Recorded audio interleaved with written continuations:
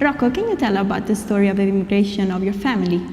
Well, my grandfather, Angelo Rizzi, started coming to America in the late 1800s and early 1900s to help to basically provide for his family. So he started back then. His brother had come earlier, and so through the early 1900s, he would go back and forth between the United States and Italy, and every time he'd come back to Montescaglioso, he would have another child.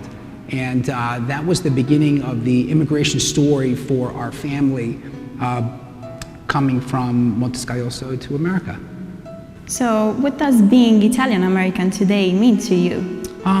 You know, that's a terrific question. Well, it means a lot. I'm very much a part of the Italian-American community in the United States. I'm a member of the Columbus Citizens Foundation, which is a wonderful organization that bridges the United States and Italy together. Just a wonderful place to be. Also, I'm involved with the St. Rocco Society in Paterson, New Jersey, which is just an amazing organization.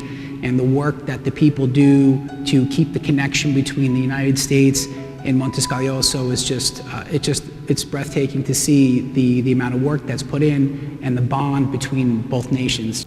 You're the author of 3 Chords Approach to Life and Wealth Management for Business Owners. What does this method consist of?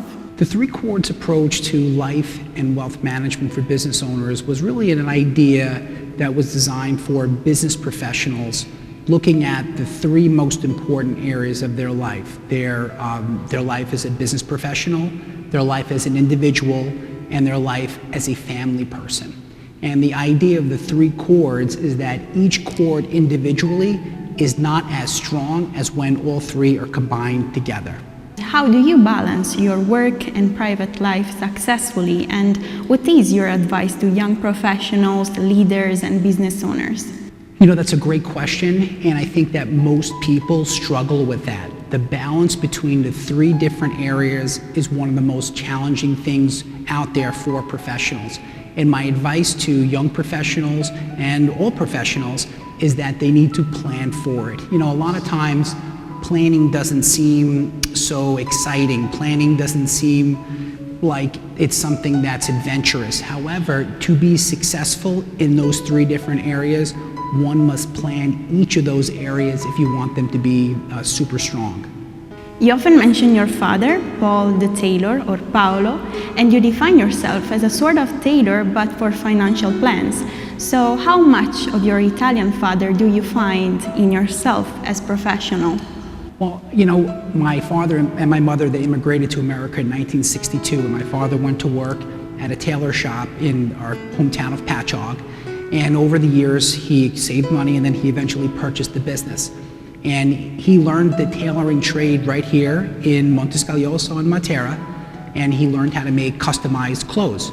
My first business experience was inside of the tailor shop, where I saw he would listen and tweak and design things based upon him listening to the people. And I practice that today with listening to the people, them sharing with me what exactly they're looking to do from a financial standpoint, and then we customize financial plans for them, similar to the way that he would customize clothes for them. We customize financial plans for people. Another important person in your life is your mom, and she taught you something fundamental in your job, the concept of risk. Yes, you know, what I learned from my mom, and I learned from my father, was around the concept of risk. So my mother, who was born here in Montescaglioso, had to make a decision whether she was going to stay here in Montescaglioso or take the risk and go to America to be with the rest of my aunts and my uncles and her family. And my same thing with my father. So what they knew was here, taking the risk and trying something different was a big step for them. They came over here in their 20s. They weren't young children in their 20s, and so they took the risk to come to America to see what America had in store for them. And me personally, very much, I think I have that attribute where I do like to step outside the box, and I do like to see how we can expand and grow, what we can do different and better each and every day.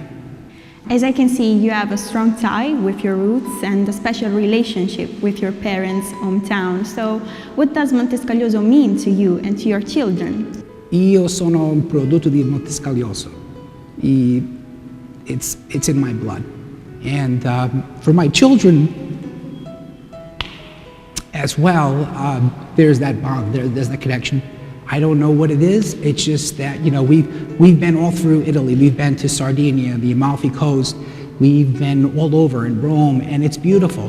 But being here feels like home. And so last night, as we were walking through the piazza, my daughter looks at me and she says, "Dad, are we going to be coming back more often?" My son said to me, "Dad, I love coming here. My wife loves coming here." So we have a very strong bond. We have our family here, the Carriero family. And we have a large extended family that's here as well, and so we hope to be back very often and bringing friends and other family back that has never been here before. So we have a very special bond. You can see I get emotional about it. It is in my blood, it's in my heart.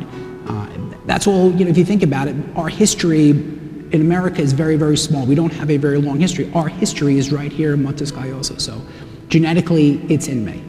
And of course, I want to thank the Mondi Lucani organization. I love the work that the organization is doing, making the connection between the United States and other parts of the world back to Montescaglioso. Because Montescaglioso seems to be touching all parts of the world. I want to thank the Mondi Lucani organization for inviting me here today to speak. It's just a real honor to be here representing Montescaglioso as well as our family and friends back in the United States.